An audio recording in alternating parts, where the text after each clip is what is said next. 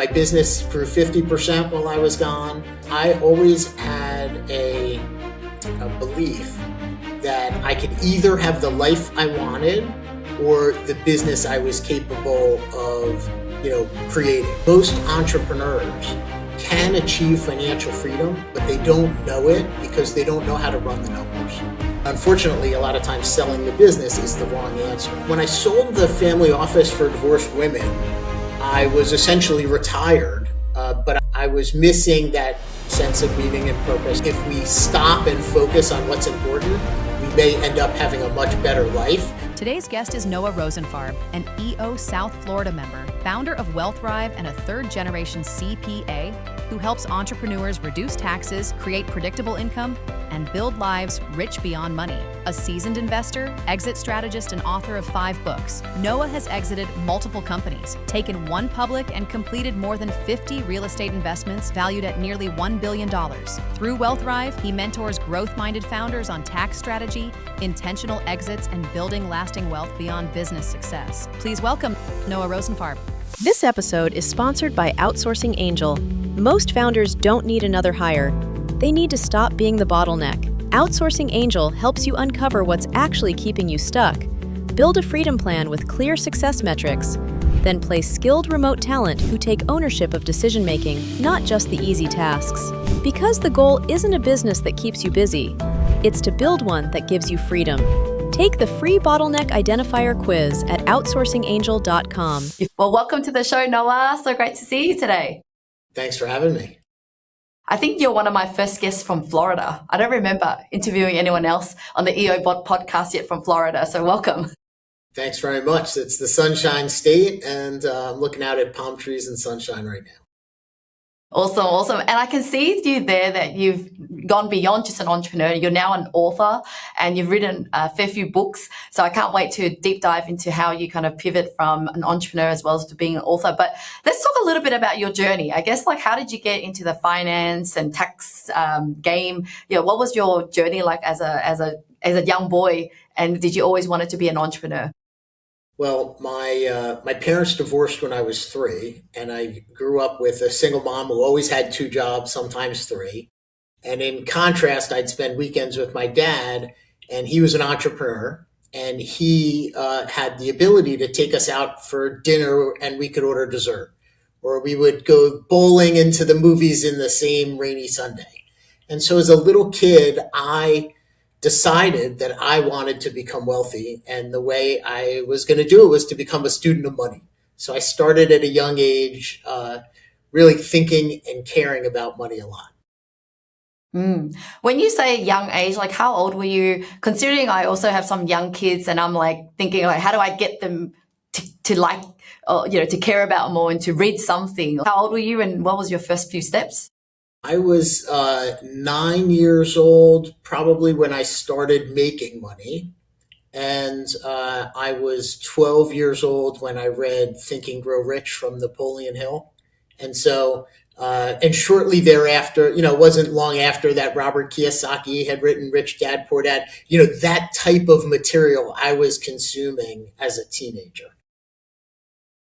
That's just amazing because I'm trying to encourage my kids and they're like, can you pay me? And then I'll go and learn. How were you shaped into that child?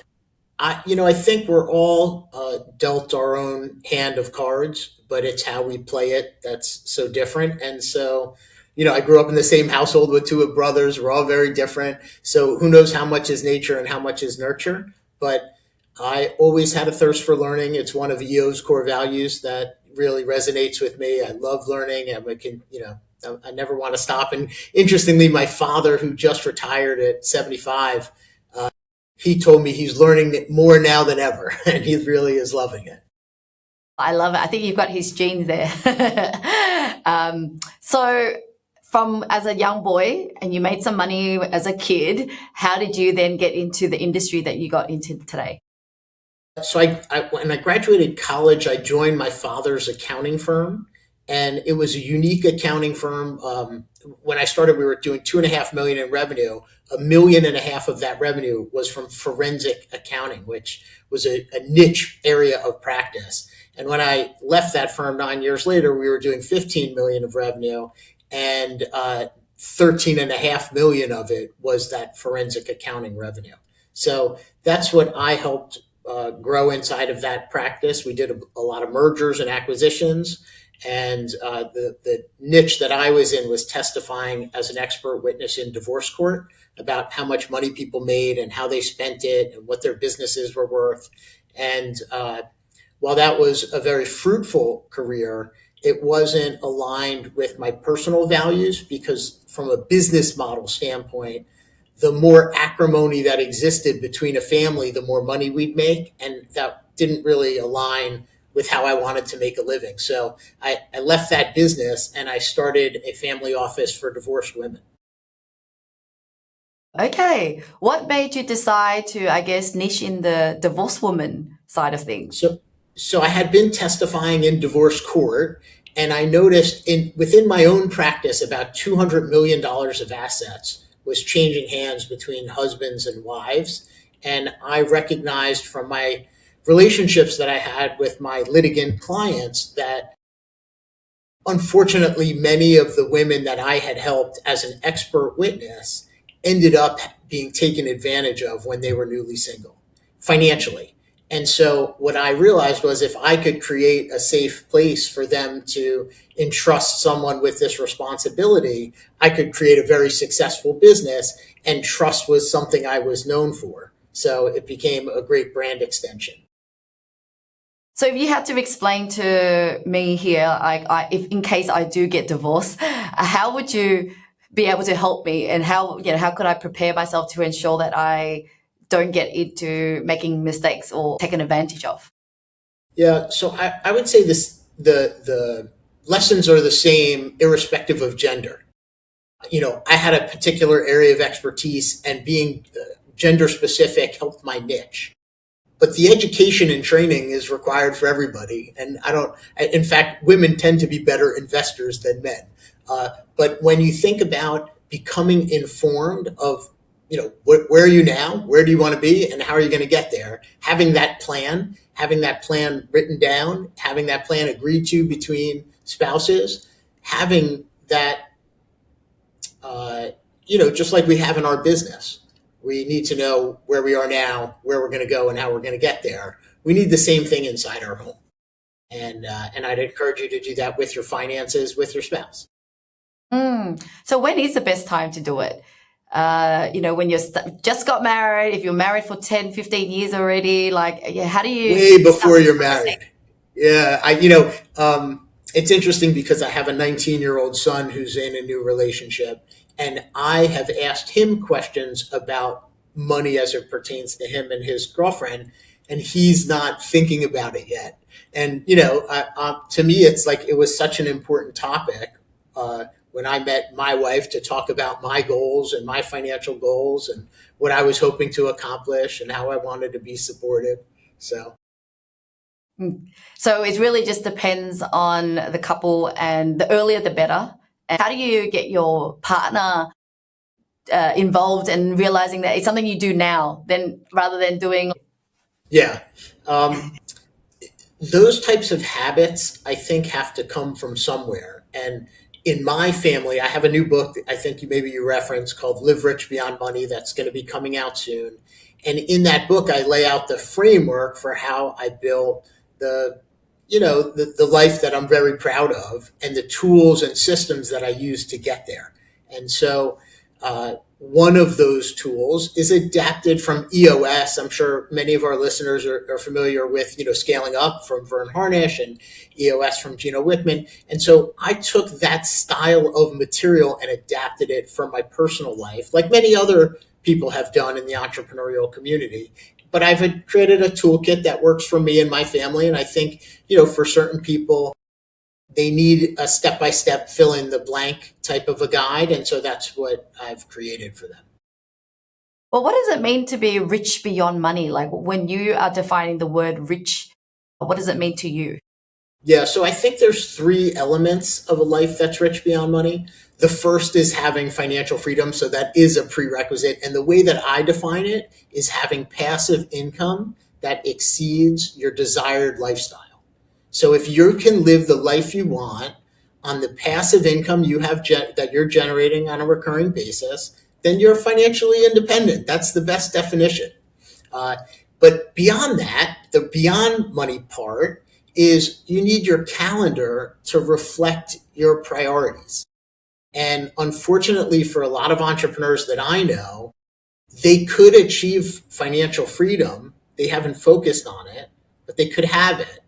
But what they don't see is a vision where their calendar is aligned with their priorities unless they sell the business. That's the only option to get themselves where they want to be. And unfortunately, a lot of times selling the business is the wrong answer to have a life that's rich beyond money. And the third area is making sure you're living your higher purpose. And what that means is that you've got meaning and purpose in your life. And often for entrepreneurs, we get a lot of that from the businesses that we run on a day-to-day basis, from the people that we employ, from the other businesses that we help support, from trying to accomplish our mission.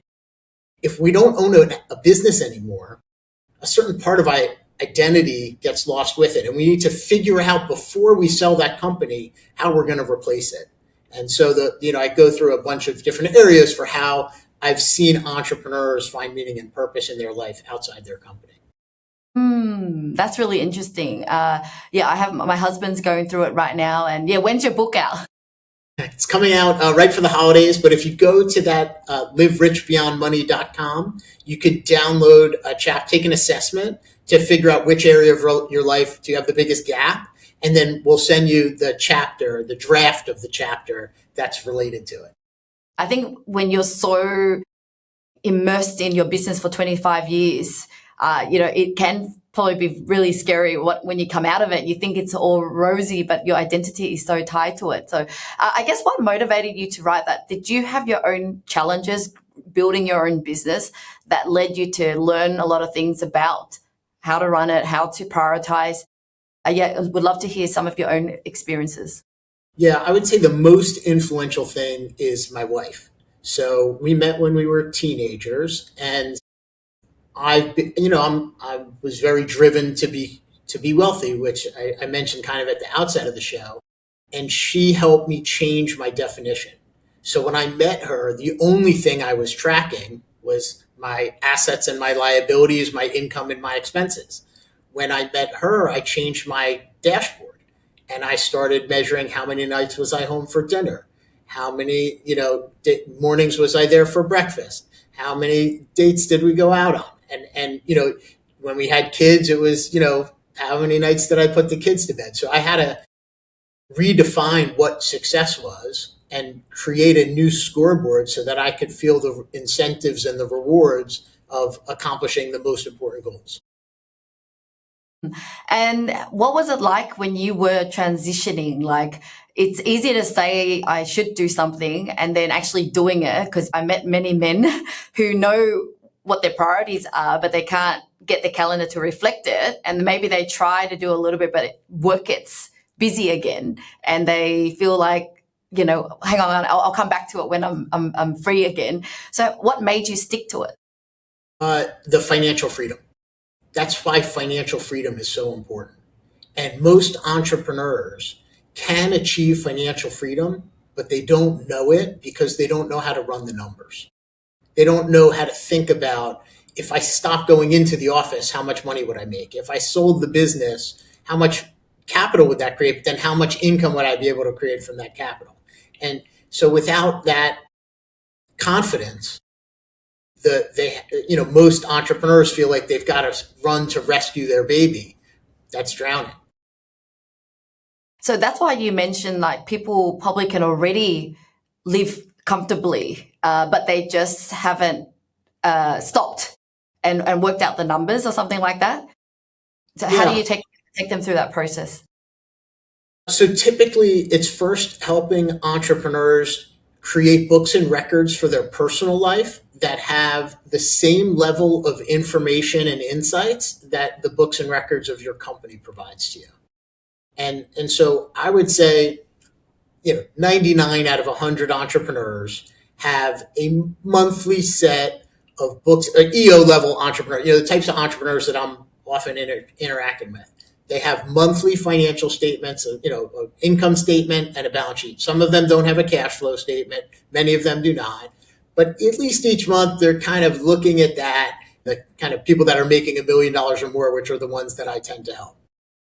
But if I ask them to do the same thing for their household expenses, I say the rate dives down to about 20%. And so it's helping people take accountability to manage their household finances with the same degree of attention that they pay to their business finances. So if it sounds like it's something that they want to do, that's what you can do for them as well. Like, it's not just telling you what you need to calculate, but does your business also calculate it for them?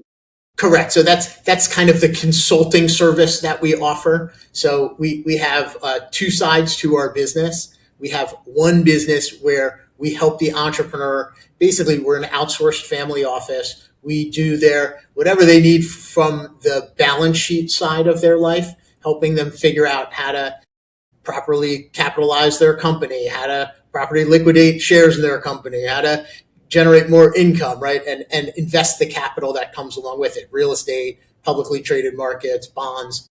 And then we have a separate side of our business just focused on helping entrepreneurs develop their tax strategy. When I joined EO, it was probably the first time I started hearing family office. So for someone as, naive and don't really understand it fully, is there a certain amount of money that you have to have before you have a family office? Is that term related? Yeah, the number keeps dropping as technology keeps improving. So whereas when I started in the business and I had a family office for divorced women, I would say most people thought a family office was typically for a family with like a $500 million net worth or greater. That number's moved down to about 30 million more recently. And then there are certain firms like mine where a lot of times the entrepreneur might not have a $30 million balance sheet today, but they will. And because their trajectory is headed in that direction. And so we're willing to work with them because we want the rewards of helping see them achieve those goals. Before we went on the podcast, we were talking about you traveling and you deciding to take the family away for like over a year or something like that. Can you take us through the decision why you did that, the preparation, and I guess learnings from what you've done? Yeah, I guess it starts with what we call a lottery exercise, buying a lottery ticket and thinking about what if you won, who would you spend more time with and who would you spend less time with? And what are the things you'd start doing and what are the things you'd stop doing? And so I was, out and bought a lottery ticket and went through that exercise. And one of the things I would like to do is, travel. I would want to travel full time. But what was really stopping me was my son doesn't really enjoy traveling as much as the rest of the family. And my daughter and this was kind of COVID era, I would say, was when this came up, 2022. And how old was your son when you said he doesn't like traveling?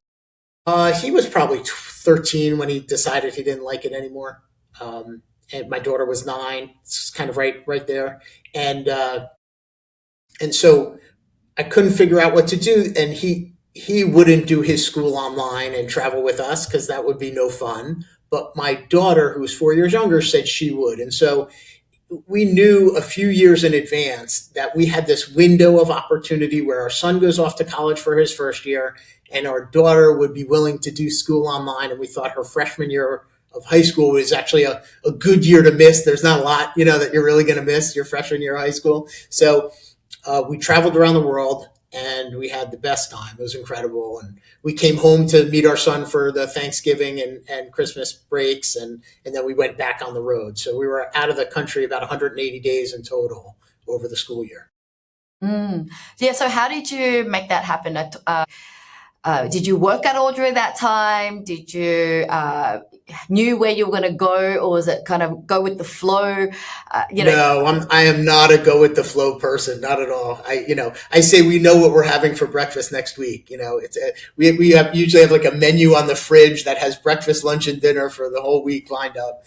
So my wife and I both love to have things planned. So this was planned well in advance. on the work side, tried to make myself available for an hour or two each day before we were going to leave for our activity, or an hour or two at night when I knew we'd be home for the evening. And that was enough for me to do what was most important, that required, instant communication over Zoom rather than emailing me or just, trying to catch me during the day.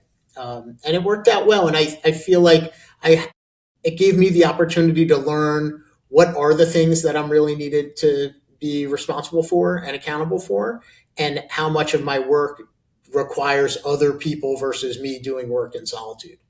And then when you're traveling, are you spending a fair bit of time in each city or country wanting to immerse in as if you're a local, or are you holidaying and just jump around as many countries? Yeah, so we've always holidayed in the past, even when we were gone for 6 weeks in a row over the summer. But this particular trip, because my daughter was going to be doing her school online and I was going to be having a couple of work calls here and there that I wanted to be able to manage around, we decided to stay an average of 2 weeks in each destination. So we were in, I guess it was 15 cities or 16 cities in 13 countries. And the longest we stayed was in Paris for a month. And at the end of the month, I had thought I'd be terribly bored of being in Paris still. I thought we could have stayed another month. It was great. Yeah. Were there any moments where you were just like, I just miss my home routine? Was there any mindset or things you had to tell yourself to go, hang on, this is what we wanted to do? Any challenges along the way? My wife more so than me. We had the good fortune of building our home from scratch. And so everything in our home is exactly the way we wanted it.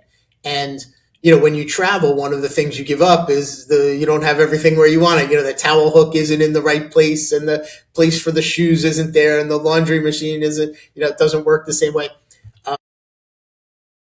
For me, all of those trade-offs are so worth it that I don't notice them. For her, it's a friction point, but I say she's also scared of flying, and we took 9 different airplane rides. And so I say the fear of travel is not as great as the desire to see new places. So I think it has to work that way for people to want to travel on a long-term basis. You have to accept that the comforts of home are not available on every stop. The other thing I think about is when I travel, I like to, maybe buy clothes, buy things. I know that I can just pack it and bring it home. In this case, I guess you're carrying the luggages with you. What were some rules? Is like you just won't buy anything the whole time? Yeah.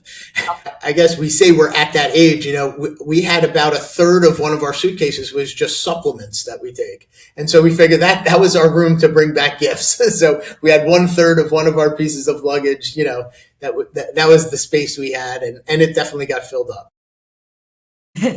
That's so interesting. So, before you went off, what were you hoping for? And then at the end of the trip, did you achieve what you wanted to achieve? And if you had to give any advice to entrepreneurs, what do they need to look out for? There were definitely more things that I learned that I didn't expect than what I was hoping for. And so the primary thing I would say for me, the learning lesson for me was I always had a belief that I could either have the life I wanted or the business I was capable of, creating. And it would be an either or scenario. And this trip helped me debunk that myth that, my business grew 50% while I was gone, because I have a great group of people that are glad to execute on the vision that we've created together. And we have a really big vision that we're hoping we're going to accomplish. And everybody is comfortable with me not rowing the laboring oar. And I think that was something that was important to me when I hired them. I was important to convey that was part of the package, was the reason they were creating an opportunity with me is because I want to do something else. And so, thankfully everybody's very supportive of my goals, and I'm very appreciative of that. So what I'm hearing is that when you went away, you realized that you've got a great team. and the team can kind of run without you and love your business the way you do. Yeah. Exactly. Yeah. And, I had the confidence ahead of time. Otherwise, I wouldn't have scheduled this. And while I was home for the year prior, I was back on the schedule of my preference. So my preferred schedule is to work Monday, Tuesday, and Thursday, and have Wednesday for my wife and Fridays to myself. And so I've been able to be on that schedule for about a year and a half before we left. So Yeah. from a time standpoint, I had already kind of stress tested, the time side of it. That's a really great point, right? Because someone could be listening to this and go, all right, that's it. Next year, I'm just going from 7 days working to then a year off. And it's almost like trying too hard to change a habit overnight. It's really about testing and try to take 1 day off and then 2 days off before you go off for the whole year. Right, exactly. And again, it's helping the entrepreneur. It's helped me make sure I'm clear about what opportunities I want to pursue, what responsibilities I want to take on, what accountability I want to have. And that doesn't mean I have to diminish my vision. It just means I need more people to help execute on what it is I'm hoping to accomplish. So after you've gone, when you came back, was there changes that you decided to make? Like personally for me, I've never felt the need to like be away for a whole year, but I try to kind of travel once a month. I just go somewhere. So I always break it up. That's what works for me. But I guess what did you change when you came back or decided to implement? Nothing in particular, actually. So I would say I step back into the same schedule. Tomorrow is Wednesday. My wife and I are going to the beach and we're going to go for a walk and we're going to go out to breakfast and we're going to have lunch together. And that's like my favorite day of the week because it's something we started doing, probably 10 years ago. And it's been very rewarding to our relationship. And then Fridays I added a handful of years ago, where, Fridays I tend to do what I enjoy, meet a friend for lunch or, lazy around for the day and watch a movie in the movie theater and do nothing.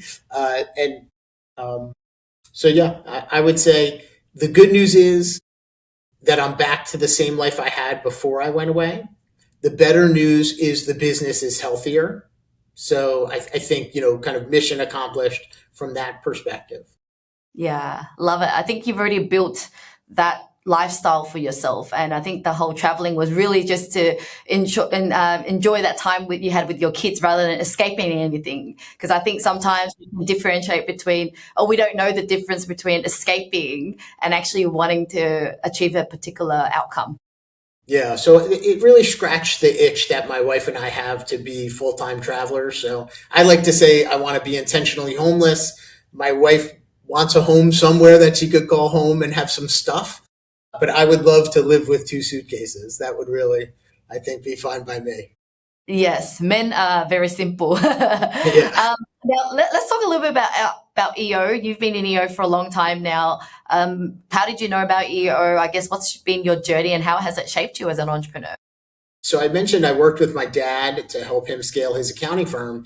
And during that time frame, I had been asked to join EO, but I wasn't an owner. I was a partner in my father's business, but I didn't have control. I was really an employee, and so I didn't want to accept the invitation because I felt like it would be deceiving of the member base. So I didn't join. And then when I moved to Florida, it was really the first thing on my list because at that point I had my own business. I had no social network. I had no business network. I was, coming to a new place. And so plugging into EO for me was like, when I joined a college fraternity, hey, here are all these people that, I could call them a friend and we could have a relationship. And, some of them I'll have deep personal relationships with, and some of them I'll be excited just to see in an event and say hello.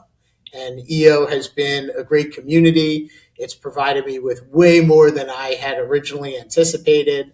The friendships I've created, the things I've learned, the things I've been able to accomplish with the insights shared from other people's experiences. It's all been incredibly rewarding. I was able to even build out a new version of me just because I was able to help some EOers or entrepreneurs on how to live a better life, and it kind of catapulted me into something new. Is that something that happened to you as well? Yeah, so when I sold the family office for divorced women, I was essentially retired, but I was allocating capital to real estate and private equity, and I had been raising some money, so that was kind of like a little side hustle, but I didn't operate a business, and I was missing that sense of meaning and purpose, and I tried my hand at philanthropy, and I joined a few boards, and that was not scratching my itch. And so I ended up speaking to my EO chapter about the tax strategies that I use to basically pay no tax throughout my whole life. And then people started asking me to speak at their chapter. And so, I did 30 chapter talks. And while I'm doing this, all these people started asking me for help. And I didn't want to say no, but I also didn't want a job. And so when I created this family office for entrepreneurs, the idea at the outset was, listen, if you want my help because I've educated you in a way that makes you feel heard and that you could actually accomplish this, that was my goal. That was it. That's all I wanted. But now if you want help, I don't want to be the person to help you, but I've trained a whole team of, lawyers, accountants, and financial advisors how to do the things I know. And so that it ends up that they're way better than me, So it's really a joy to see them serve the people that I care about, which is, the entrepreneurial community. Yeah, I love that. And then, so what was your journey in becoming an author as well? And it looks like you're, publishing more and more books out there.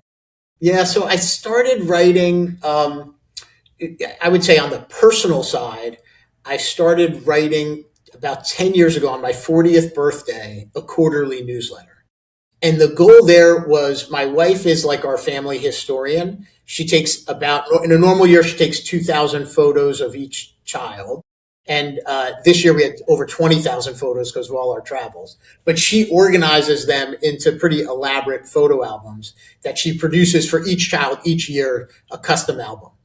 And we have a wonderful life filled with many great memories that are worth marking with images. And so one of the things that I was feeling was the story of how could we create this environment wasn't being told in the pictures. And so I wanted to capture it on a quarterly basis and just write about our life and what am I thinking at the time and what am I doing. And that's been very rewarding and enriching for me because I find that it helps me stay accountable to the things that I'm thinking and wanting to do and wanting to achieve. And then it's also been great to hear from other entrepreneurs who read my newsletter to basically say, hey, this really helped me, or I was going through something similar. And so that was one style of writing. And then the other style, I call, in a way, they're large business cards. So Exit Rich Beyond Money, a lot of the people we help are selling their business. And, I have a lot of expertise in helping entrepreneurs sell their companies. So I had interviewed 100 experts to figure out what are the common things that happen when entrepreneurs sell their business that they should, know ahead of time. And I wrote that into a book and then wanted to make sure that we apply this Rich Beyond Money framework to it. And this new book, Live Rich Beyond Money, is really an outgrowth of my team telling me at this year's annual retreat that the brand promise that I have, which is really to help someone become rich beyond money, was not a brand promise they individually felt capable of achieving without my direct input. And so they wanted me to build out the toolkit and the training so that they could do for other families what I've done for my family and for other families at scale. And that's really been, it was, great that that's what they asked and identified as a core issue. And I think much like how we ran the same playbook on the tax strategy side of our business. It went from Noah being the only one that figured out the tax strategy to a team of people now being more capable. And so we're applying the same playbook to the family office side of our business. Yeah. Oh, that's amazing. And I can really resonate. And because I didn't intend to be an author, but I also felt when you accumulate all your wisdom into a book, there's something very, very therapeutic about it for yourself. But then you also feel like if you die tomorrow, at least you've captured that and you've passed it on to someone. Is that how you felt? The personal writing has definitely, I would say cathartic is maybe an over description, but it is, I think, very satisfying. And, I find a lot of joy in the writing itself, especially this book that, is now going to get published, Live Rich Beyond Money. That book, with the help of AI, was able to increase the velocity from what I wanted to accomplish to something that's close to an end product in a tenth of the time that it took me the last time. So Yeah. that's been I really totally helpful as well. Yeah. I think with the years of wisdom and experience together with the assistant AI, it really helps us to get our message out easily. So this leads me, I guess, to the final question around your legacy. With everything that you've achieved, whether it's tax, finance, and then now helping people live better lives, like what do you ultimately want people to remember Noah for? I think, the easiest area to narrow in on would be this concept of rich beyond money. I'd really love for communities like EO and YPO and PEF and Founders Club, the communities where I'm engaging on a regular basis. My goal is to help spread the word that many of us, maybe not all of us, can become rich beyond money. And if we stop and focus on what's important, we may end up having a much better life. We may not have as much money, but we may have a much better life. And I think that's probably the prize that we all want to win. Lovely. Thank you so much. And I really resonate with that mission too. I also believe a better life doesn't mean it's a bigger business, right? So thank you so much, Noah, for the opportunity to speak with you today. I learned a lot. How do people connect with you? Where do you hang out online? Yeah, so Instagram and LinkedIn, I would say, are the two that most people are connected to me on. I have like a personal Facebook. So if we have a bunch of friends and you're an EO, I'm going to accept you as a friend. So feel free to ping me there as well. And my email is noah@wealthrive.com. It's wealth and thrive together, WEALTHRIVE.com. Well, thank you so much, Noah, for the generosity of your wisdom and also sharing your email so people can ask questions if they need to dive deeper in the things that you spoke about today. Well, thank you for your time today. Thanks for having me. It's a pleasure.